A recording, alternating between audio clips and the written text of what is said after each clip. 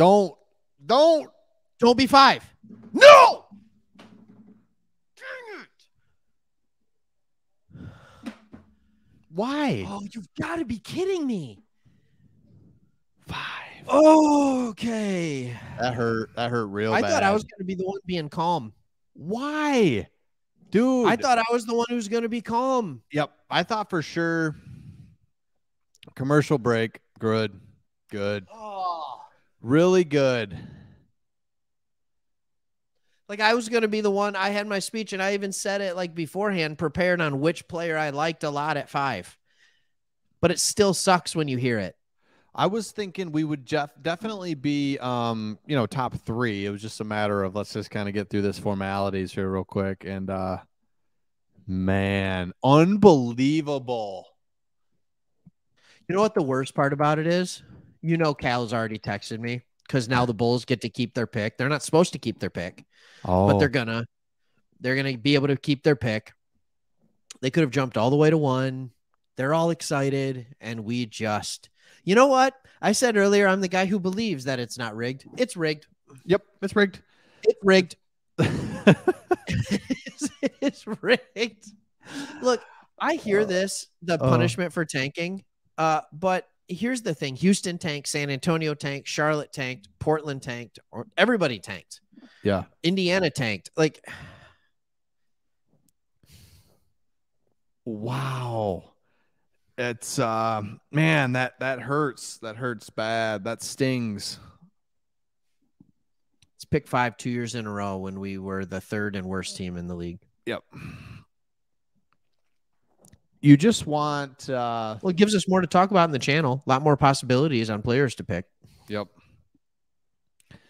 Who's going to get number 1? Everyone's saying the Spurs. So if it's truly the Spurs get 1, I'll be like, all right, I'll shut up about it being rigged. It is. Yeah. Oh, I can't believe we got 5. Like all emotion just ran right out of my. Now, if I would love a statistic or somebody like with stats, like what I can't think of it. A mathematician where they do probabilities. Thank you. Where You're welcome. If we're the worst team, 5th is the most likely option. That doesn't make sense to me. I just don't like the way it's done. Obviously, I'm coming off of this freshly getting the 5th pick. I just don't like how if you're the worst team, you have a very good chance that you're going to pick 5th. Thank you. No,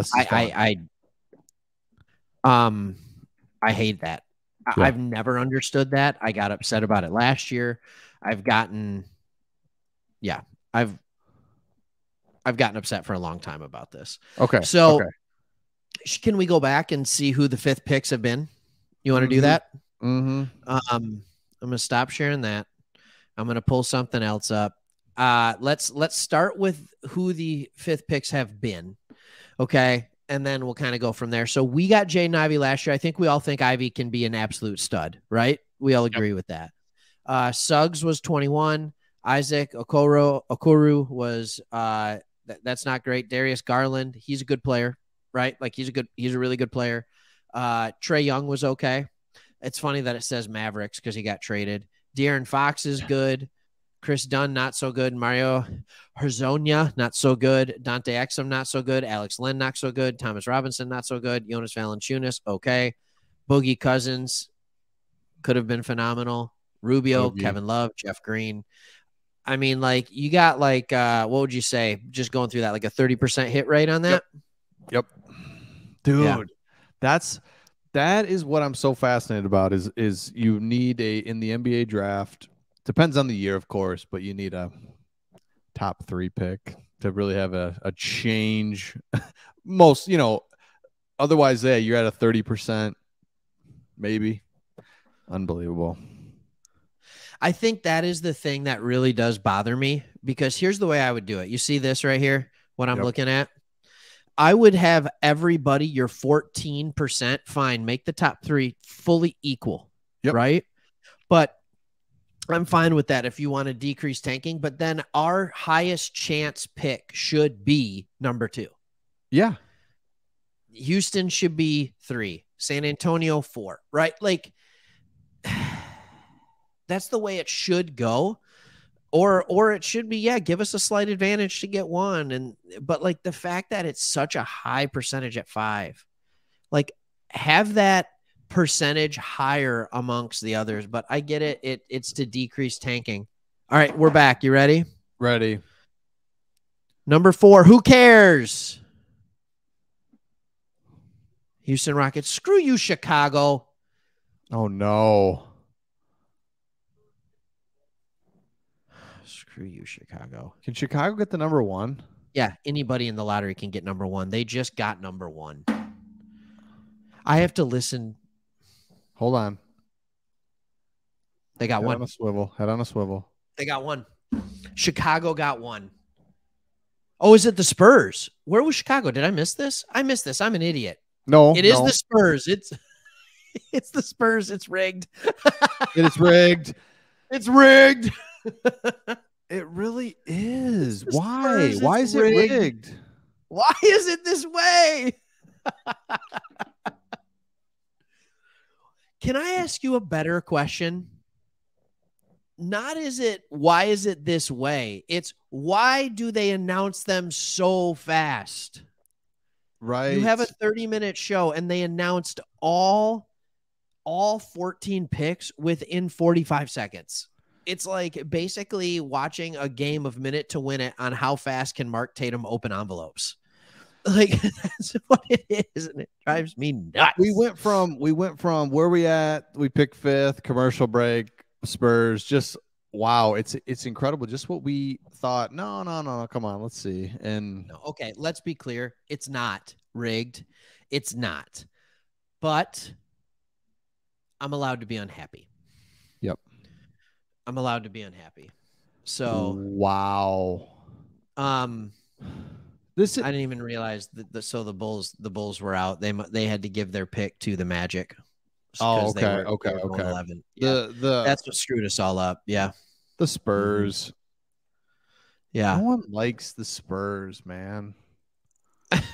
You know, Wemby looks happy about it. Oh.